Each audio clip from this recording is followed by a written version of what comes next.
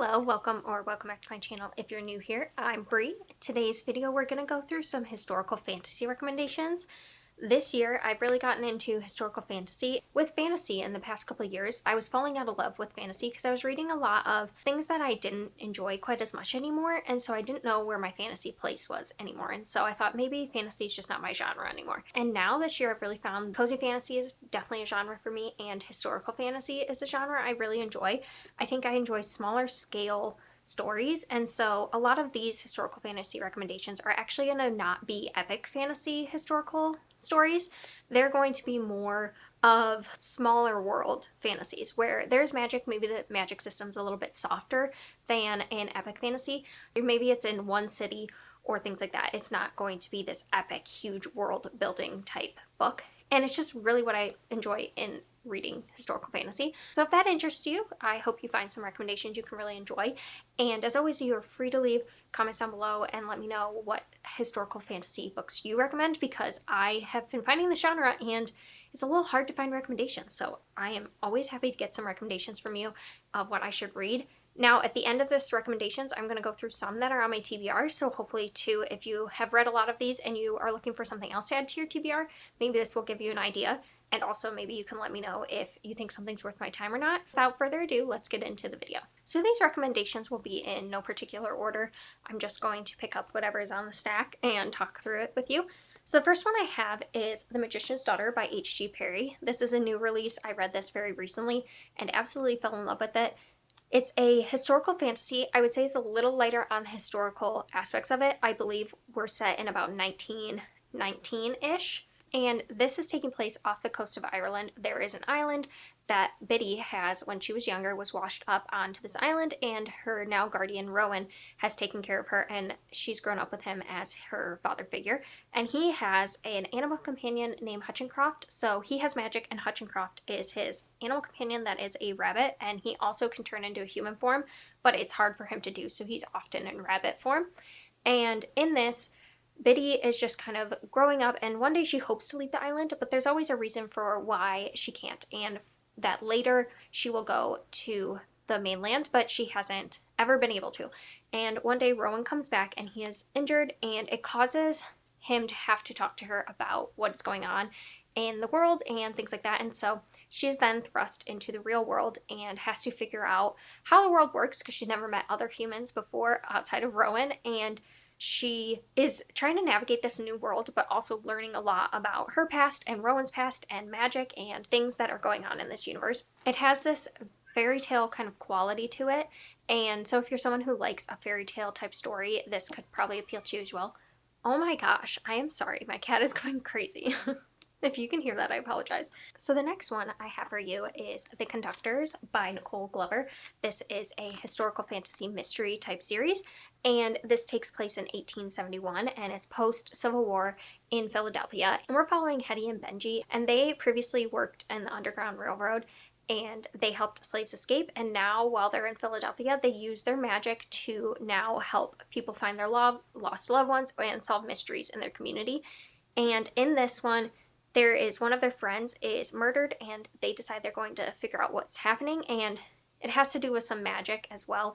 There are these tiers to magic, so they can use their magic by drawing constellations, and if you know different combinations of constellations, that helps you do different things with magic. But then the people who are in power, so the white people, are able to use wands and use wand magic, which is more dangerous. And also, if you are a Black person who is found with these, you are often punished because you are not allowed to have it. So it also looks at post-Civil War America in this light of dealing with racism and slavery and all those things, while also having magic and showing how magic would be woven into this alternate history. And I found this story so good. It was, one, really well done with the characters. I just feel like Hetty was such a vivid and real character to me. I loved that Nicole Glover gave her so many sides to her, and you just got to see her as just a really well-rounded character. And then I really like the dynamics between friendships. Nicole Glover really explores how friendships change over time and evolve and things like that. And there's also found family, because a lot of these people have lost their family. And it's about them coming together and creating their own family now in this new in this new city of Philadelphia. And so, yeah, if you like mystery and you're looking for like a fantasy mystery with historical, I really recommend this. I don't know why more people aren't talking about it.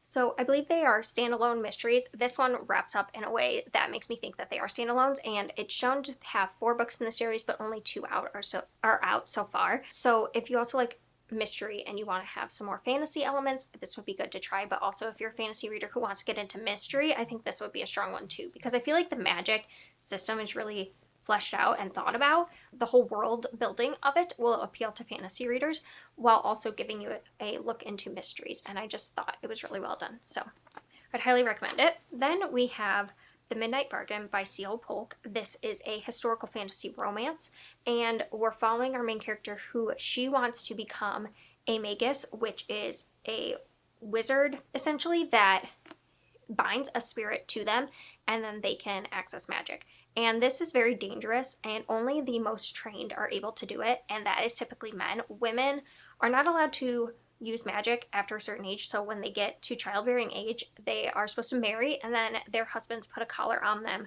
that suppresses their magic until they are done having kids, and then they will take the collar off, because if they have magic while having kids, the kids will have like this powerful magic that when they come out, but it like wreaks havoc. So they've made it so women cannot have magic while they're in childbearing age. So it's a very restrictive society, and our main character is trying to do what's best for her family, and she knows that her family needs the money, so she needs to get married, but she also really desperately wants to become a magus.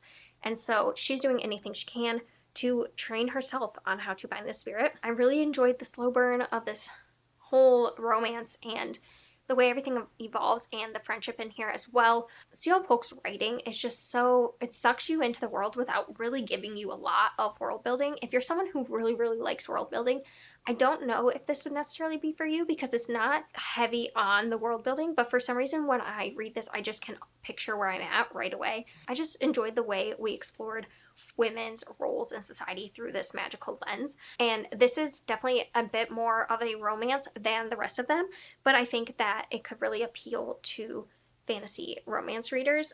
If you like a slower burn fantasy that also has a lot going on in terms of plot, this one I would highly recommend. It was so good. So the next one I'm going to talk about is in the same vein, and that is Half a Soul by Olivia Atwater. This is a Regency historical romance fantasy.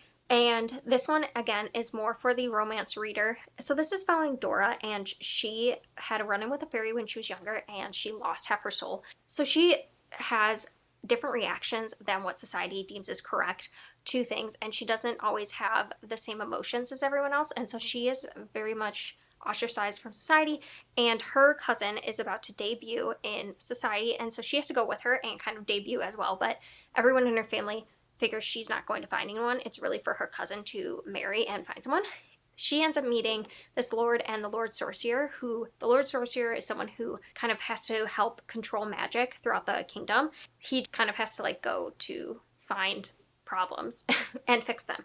And he is very much a curmudgeon. He doesn't like society, he doesn't like people, and it's a romance between the two of them. And there is also this underlying plot of something that's happening in the city, and how it all comes together is very interesting. I would highly recommend it. It's got a soft, slow burn of romance. If you're someone who doesn't like a lot of smut in your romance, has no smut at all, and it's a very, very, very slow burn. And it was so sweet and just wholesome, and there's a lot of dark things that are happening in here. In terms of like the underlying plot, there is like some hardships that are going on, but I would say like the book itself is very cozy and very just sweet, and the romance itself, it was so sweet, and it's one, if any of them you want to check out, I would say this one. But really, honestly, all of these I have really loved, so I recommend them all, which is why they're in this video. So then we have the next one, which is pretty light, I would say, on the actual fantasy side, and that is The Strange Case of the Alchemist's Daughter. So this is following our main characters. It's a group of girls, but mainly it starts out with Mary Jekyll, who is the daughter of Dr. Jekyll, and her mother passes away, and then she finds out that she has a sister who was being kept at this nunnery. So when she goes to find her sister, this whole mystery unravels, and it leads her to be finding all these other girls who are daughters of mad scientists, essentially. It's a fun mystery. I think it's called Breaking the Fourth Wall. There is a lot of interjections from the girls because Catherine is writing this book, and so all the girls are reading it as she's writing it. So you will get little snippets of them popping in to add their dialogue to it. So I think it's called Breaking the Fourth Wall. So it does that a lot. So if you like something like that where the characters can talk to you, it's a really fun way to do this. And I really enjoyed the found family, the way the girls all come together. And the mystery is fun too. There's Sherlock Holmes in here. There's a lot of different characters throughout the books that are from historical books. So if you like mystery, maybe check this out. I think it's not going to be it for everyone. If there's any book on here that I think wouldn't appeal to the masses, it's this one. But it's just one that I really adore. And so I think if you like classical, like Sherlock Holmes, any of like Dr. Jekyll, Frankenstein, any of those, and you want kind of like a new take on them, I would try this out because it's really fun.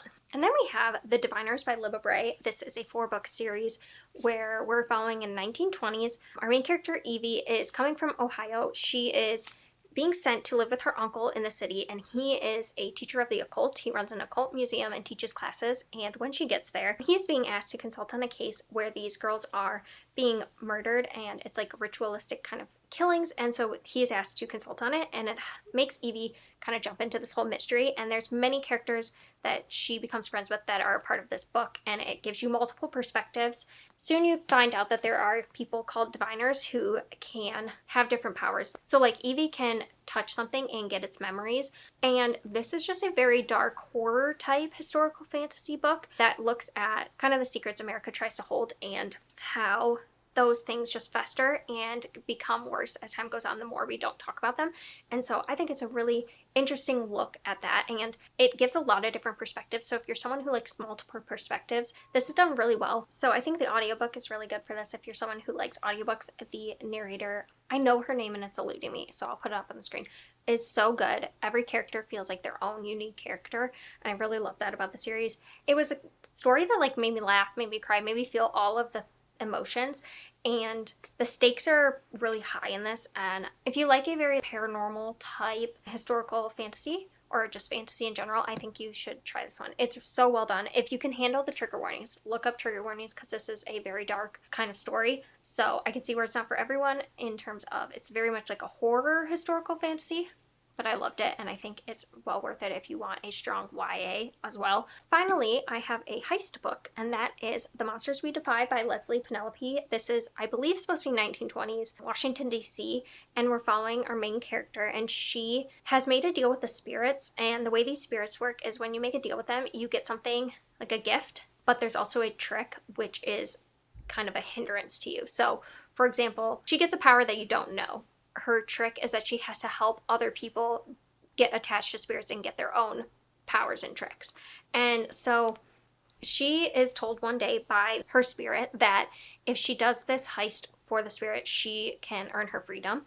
And she takes her up on it and decides to go do this heist. And there is something that she needs to get from this person who's heavily guarded, and she has to put a group together to complete this heist, and things start going very wrong as they seem to do with heists. There's a found family element in this as well. It was a fun, quick, like historical fantasy heist story. I wouldn't say it's like a completely fun, happy time, but I just really think it was a lighter historical fantasy, and the heist element made it a little bit high stakes, but in a entertaining, fun way rather than a dark and scary way. And the setting was really, really fun to follow.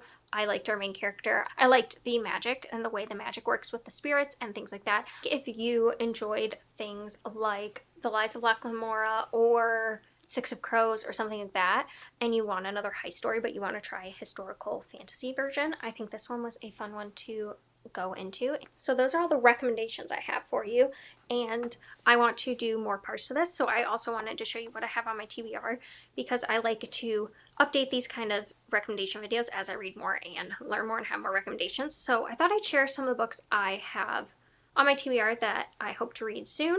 So I'm not going to give a full synopsis of each one because I don't know it yet, but just kind of what I think they're about and why I picked them up. So the first one I have is Solas by Gail Carriger. This came out in like 2009, but what really drew me to this is it's supposed to be an urban fantasy historical, and it's a woman, and I think she doesn't have a soul, and so it allows her to like kill magical creatures and hunt them down, I guess. It's in, I want to say like Regency times. Does it tell you? It feels Regency to me. It kind of will remind me of Strange Practice, which is a paranormal mystery series that kind of reminds me of the TV show Grimm. I feel like this is going to be similar, but make it historical. So I'm excited to get to this one. Then I have Kindred by Octavia E. Butler. This is historical. I don't know if I could really class this as fantasy, or is it more sci-fi, because it's dealing with time travel, and we have a woman who is with her husband in the present day, and she keeps getting pulled back to save this boy on a plantation, and every time his life is threatened, she's pulled back in time, and she never knows when she's going to be pulled back in time, and I don't think she knows when she's going to get back, and so she has to deal with a lot of change, and her husband also have to deal with a lot, because when she comes back, she's a different person than she was when she left, and she's trying to figure out why she keeps being tied to this person. So it just sounds so good. I've heard so many good reviews on it. I really think that it's going to be a very hard-hitting historical fantasy, historical speculative book. Then we have A Marvelous Light by Freya Marsk. This is a gay historical fantasy romance. I have read Half a Soul. I've read a couple others, Midnight Bargain. I've read Emily Wilde's Encyclopedia of Fairies. All those I've really enjoyed, so I thought I'd pick this one up because I have heard good reviews on it, and I really don't know anything else about it, but the reason I picked it up was because I wanted another one kind of like in that same vein, and this one I have heard is really good. And I think there's some mystery aspect as well, which I'm always looking for in fantasy, so this is another one I have. Then we have a new release. This is The Thorns Remain by J.J. Harwood. This is set in 1919, and I believe a girl goes with her friends to the forest because they're all being shipped off to war or something. This is after the war, which would make sense because the war was before 1919. And her friends are going to have like one last night in the woods before everyone kind of goes their separate ways. I believe they start dancing in the forest and they get swept into a fairyland. So I'm intrigued. The fairies is what drew me in. It just says, a fey lord, a mortal woman, a dance with a terrible price. So really that's what pulled me into this one, and I have been liking fairy things as well, so I think that's a fun thing in a historical fantasy. So the last one I have is The Beautiful Ones by Sylvia Moreno Garcia, and this is kind of like Bridgerton, I've heard, and there is a lot of drama and things like that. I really don't know too much about this one, except for that it's about socialites and debuting in society, and I think the main character is trying to learn magic from this guy, and I think he is in love with her sister, and she is falling in love with him, so I think it's messy. But I have just heard such good things from people, and the people who pitch this, who really like it, just really every time I've watched someone pitch this one, has made me think I'm going to love it. So that's why I have this one on my list, and I think it's going to give me kind of the same vibes as like Half a Soul and the other historical fantasy romance that I've talked about. I don't know if it's going to be as like cozy as Half a Soul, but I think it's going to give me that same Regency romance vibes. So I'm very intrigued by this, and I want to really love Sylvia Moreno Garcia because I've heard such good things about her writing as well. So we will see on that one. So those are some of the books on my TBR. I don't think this is all of them, but I just wanted to pull out some that I have. And hopefully you found some good recommendations that you can pick out from this list. Yeah, thank you for watching, and I will see you next time.